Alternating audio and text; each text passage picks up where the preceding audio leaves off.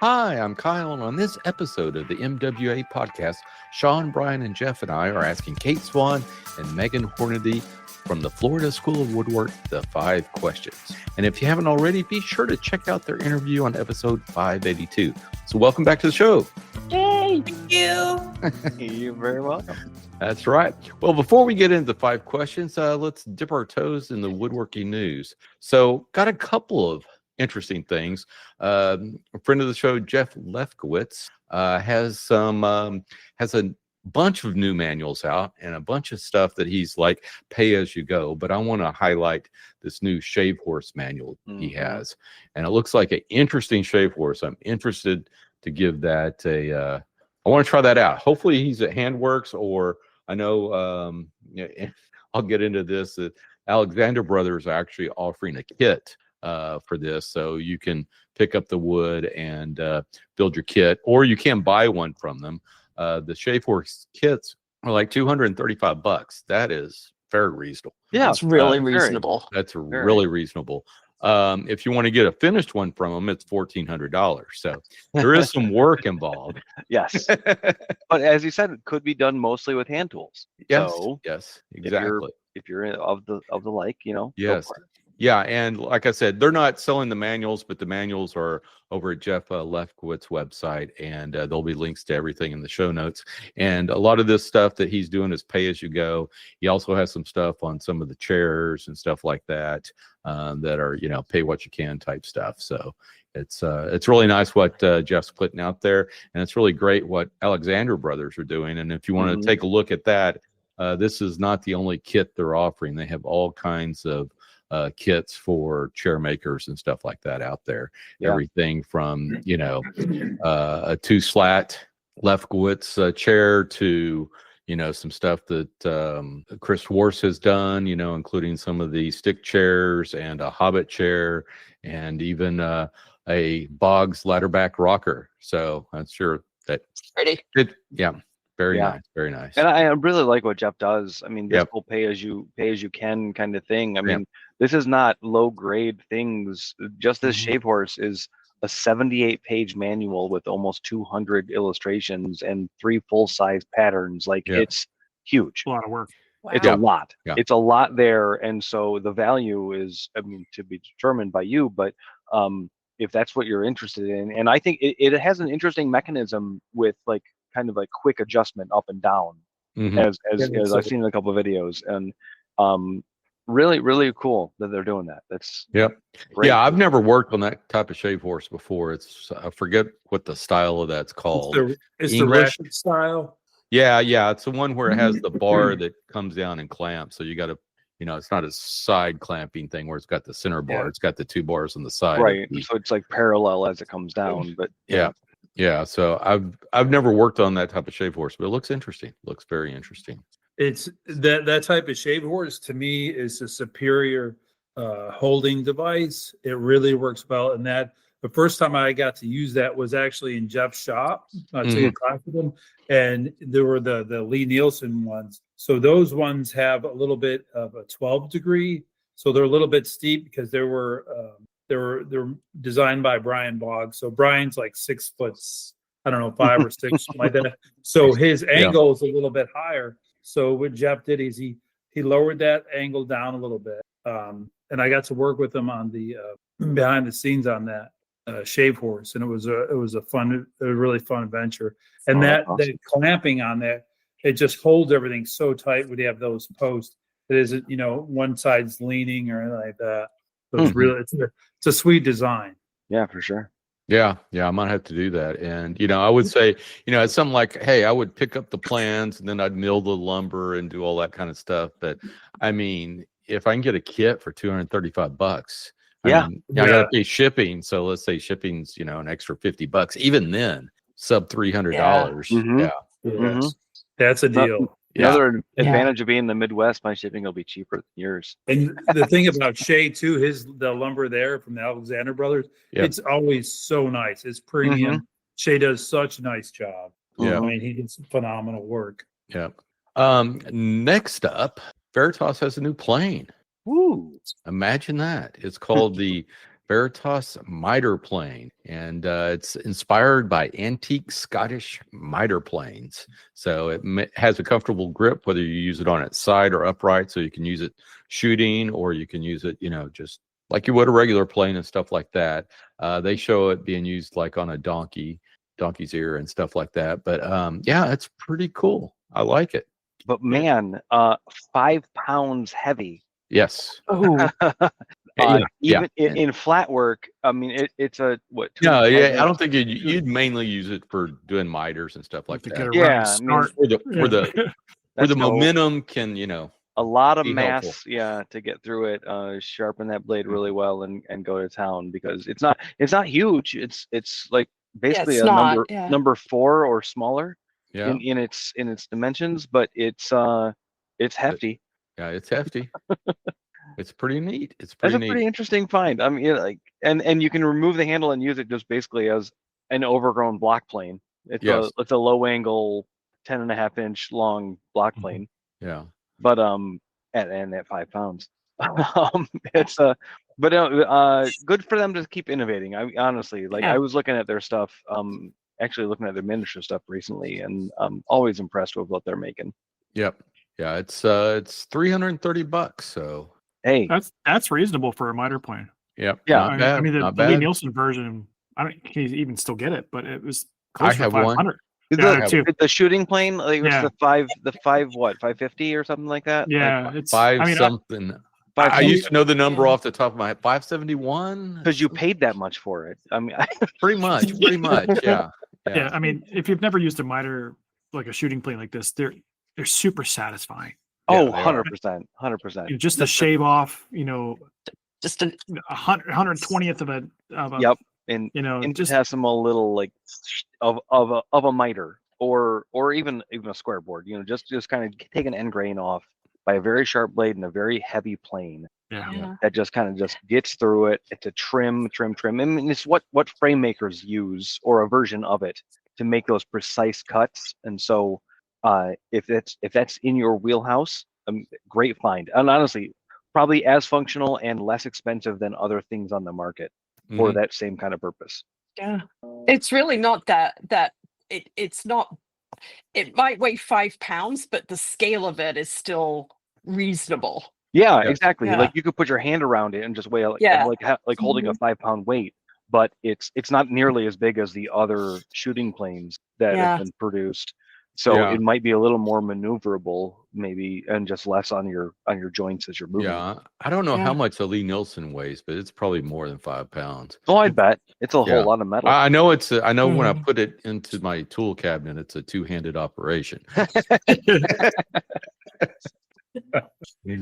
Well, and to round us up, a friend of the show, Andy Klein, has a new item out there that's called the Blade Square, and it's basically it's a little square thing. It's made for the bandsaw, and it attaches magnetically to the blade, and it has a little platform where you can put one of those little angle gauge, digital angle gauge things on there, so that you can accurately, adjust your blade to 90 degrees, because it has a longer reference surface than if you were just trying to put a square up there. Plus, with the set of the teeth, that kind of throws it off. And but it's really interesting for adjusting your table and stuff like that. I'm going to link to a YouTube video that he has up Mhm. there that is pretty interesting. Now, he's only I think there's a couple of places you can get them, but you can't get them from his website. He's actually having Amazon stock these things and sell them, because he's a little bit busy on shipping and some other stuff he has going on. But it's the Blade Square itself is like $55 on Amazon, $54.99. So and it looks pretty interesting. Looks like if you use the bandsaw a lot, especially if you're tilting your table a lot, this could be a nice addition. Yeah. I bought one before the show. I saw that. Oh, you did? Did you? My table is always getting out of whack, and I'm always struggling.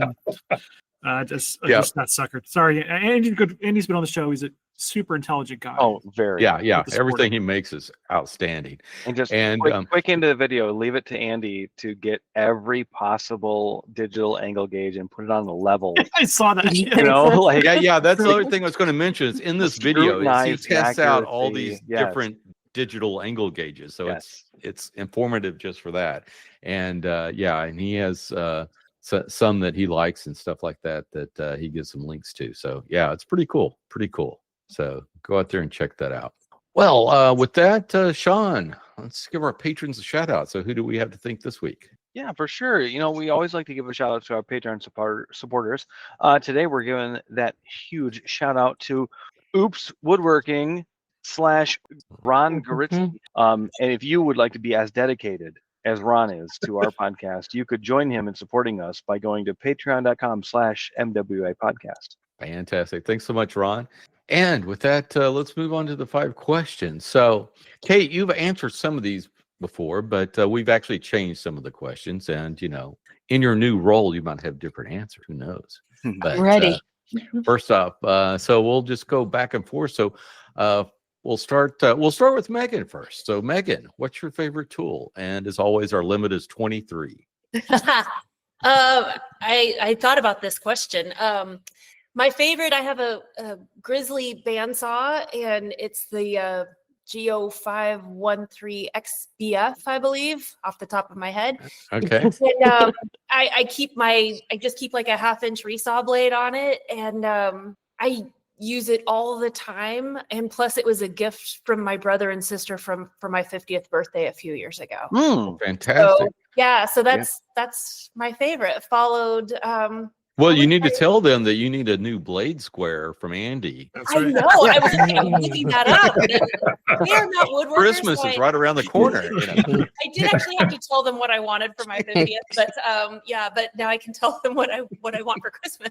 There you go. But yeah, and I'd say the other thing that I love and that I reach for so much is my my Lee Valley block plane, my little block plane, and that's just it's such a versatile little tool. And so I'll start there and then go to Kate, and then if I think of something else, or if you guys need me to fill more time, I can go through my other favorite. Absolutely fair. Kate, what do you got? I am sticking with my last answer, which is my little Lee Nielsen spoke shave. It is always a joy to pick that baby up, and it's just a thing of beauty. Yep. Nice. Flat or curved. The flat one, I like the flat one. Yep. The same one I have. Wonderful. Yeah. Wonderful tool. Nice. Yeah, go ahead. I was going to say, so I guess we'll do the same order if we can. Megan first. Who has influenced you the most? Well, she's sitting right here on your Oh. podcast, Kate Swann. Absolutely. I mean, I told you that I came in 6-7 years ago to that school, and I wanted to absorb everything she had to say. And I know that I'm boring, when it comes to design and stuff. And so I'm always trying to watch and learn from Kate. I'm always trying to advance my skills. And when she tells me, hey, go learn from this person, or take this person's class, or hey, what if you try something this way? I listen, I hear those things, and I love it. And I mean, I started doing more pyrography because of Kate, carving because of Kate, because otherwise I wouldn't have probably pursued some of those more artistic parts of woodworking. But with Kate's encouragement, that's why I started doing it. And I absolutely love doing it. Yes. All right, you're making me Don't you dare verklempt. say Megan. Don't do it. Kate, how about you? Oh, because he's a good solid Welshman, Aled Lewis, he's just got such a refined, simple beauty and elegance to his work. I just love Aled's work. I will never tread his path because it's just so clean and beautiful. But yeah, Aled's just like a super inspiring maker. And then Brian Newell is my other guy. I think that when I see Brian's work, it taught me that the inside of furniture was just as interesting as the outside of furniture. I think there's always things when you look at Brian's work, there's always things that you discover when you open the door, and his level of his level of craft and the drama in his work. I love drama, and he's just he's awesome. Very nice. Okay, maybe a little more of a philosophical question here is, Megan, what is your white whale? And this is the one thing that you haven't made yet, but you've always wanted to. Now, you got to remember that I'm only back to woodworking in the last decade. So this isn't, a lifetime of doing this. So a few years ago, I did a design class with Kelly Parker out of Kansas City, Missouri. And in that class, I designed a camp chair. I'm outside a lot. I do a lot of hunting. And I designed this camp chair. And it has been in the back of my mind for these past few years. And it haunts me. So that's what it is. And it's certainly going to be the biggest, heaviest camp chair you've ever seen. And it's going to be the kind that you could just throw in the back of your truck and go. But that's what it is. That's very cool. Yeah. One of your own design. That's really cool. My own design. Cool. And I wake up in the middle of the night sometimes and I think about how I could do it. And sometimes those 2 a.m. Thought sessions are where I think, hey, I could do it this way. So that's right. Yep. That's where your best ideas come from. Yep. That happens to me all the time. Like I'm trying to sleep and my brain is pulling joinery apart to see how it would fit. And it's kind of haunting. Kate, how about you? Yeah, I'm gonna go a little wild here. So when I first started woodworking, I was studying with this guy, Andy Ford. And I don't think he makes anymore, but he was incredibly kind. And he listened to all these ideas that I had. One of the ideas, I feel vulnerable even sharing this, was I wanted to sculpt probably like a 6 or 8 foot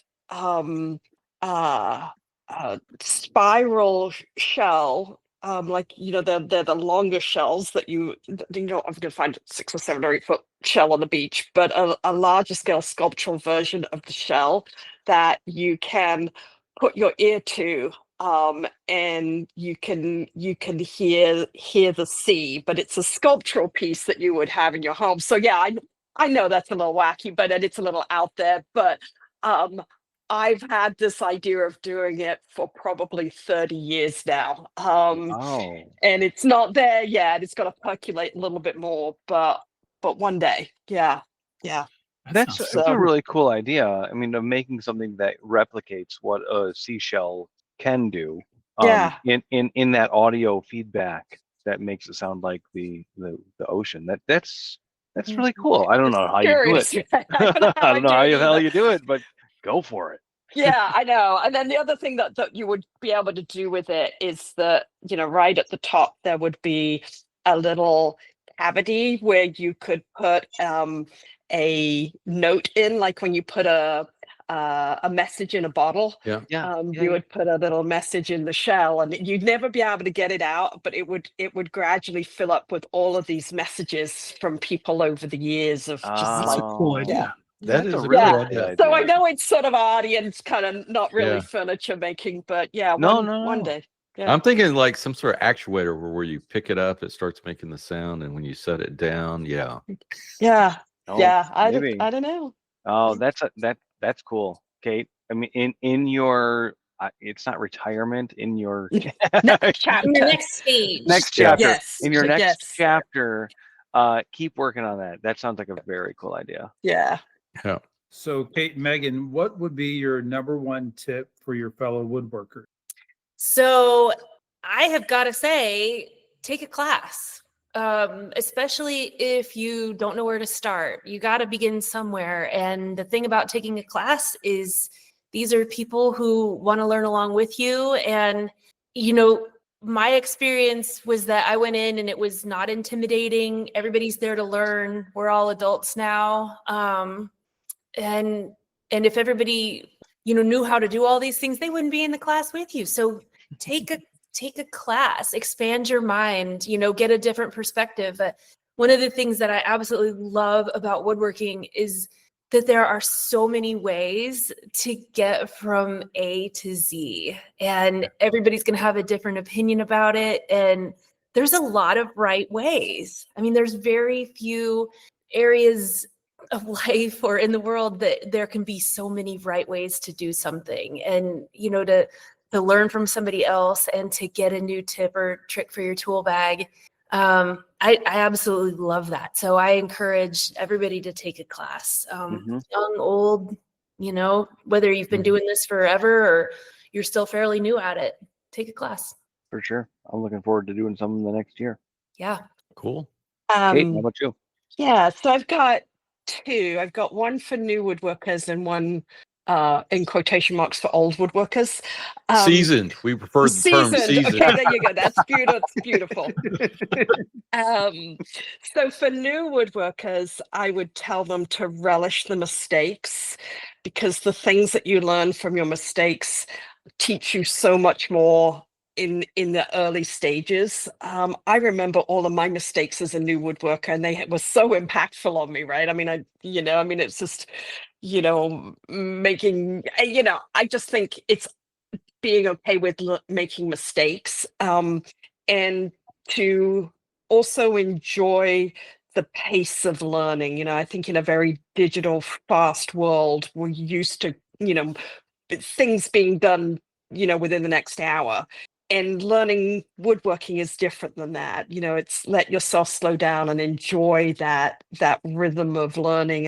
And so that would be my advice to new woodworkers. To seasoned woodworkers, I would say try a new medium. If you've been doing woodworking for a while, go take an art class. Go and do one of those. It's not silly. People enjoy it. Where you do a pottery thing for the night or something. Right. Oh, I'd love that. Yeah.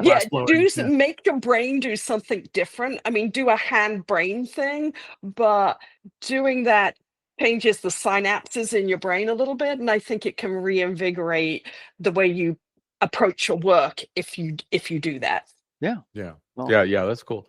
Yeah. Here in Houston, I did something for a weekend similar to that. And our local blacksmithing guild has I think it's like once a quarter, or is it once a month? But they got a Saturday where you can come out there and bang on metal. Oh, wow. So, that's super cool. So whether it's blacksmithing or throwing an axe or anything that's different from a hand brain standpoint, I think is just a really useful thing to do. Yeah. Yeah, that's cool. That's cool. We need to unpack that, Kyle, a little bit of your blacksmithing experience. But I mean, I see a cast iron chair jig coming out. Exactly. 60 pounds. Well, anyway, I just thought of something, from new woodworker to seasoned woodworker. That means when you make mistakes, that goes from F-bombs to S-bombs. oh, there you go. There you go. That was true. Print the t-shirt. Yeah. Print the t-shirt. Yeah. All right. So our fifth and final question is, what is your go-to finish? Okay. Odie's oil. I love Odie's oil. That was what I first learned on, and it's fast, it's easy, it smells good. I enjoy immediate gratification, and that's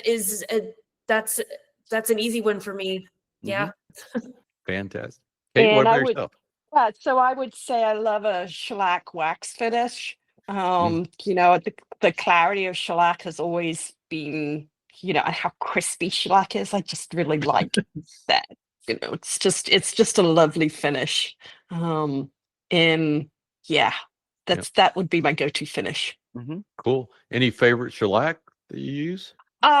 No, I haven't done much with the shellac crystal, the shellac flakes. Yeah.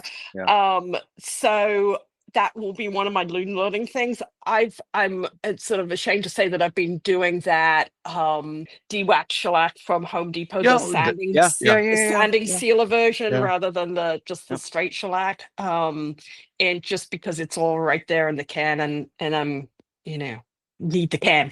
There you go. Oh, Yeah. from what I've heard, if you're not distinctly extracting the bug poop to to then pulverize and mix with oil to make your finish, you're not doing it right. So Right, I know, right? I don't have a Going bottle of to India to collect Everclear and yep.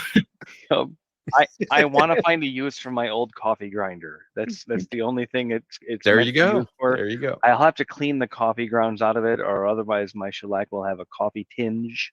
But yeah, somewhere, sometime. that would be kind of cool. It might Yeah. not be bad. Yeah. I mean, but it would be diminishing. The more you do Oh, it, right. it would go away. It was used for a decade grinding coffee. I've got a new grinder. And it's one of those old, like, pulverizing, nasty coffee grinders, not good for One of- coffee. No. It's Not a electric. burr cut.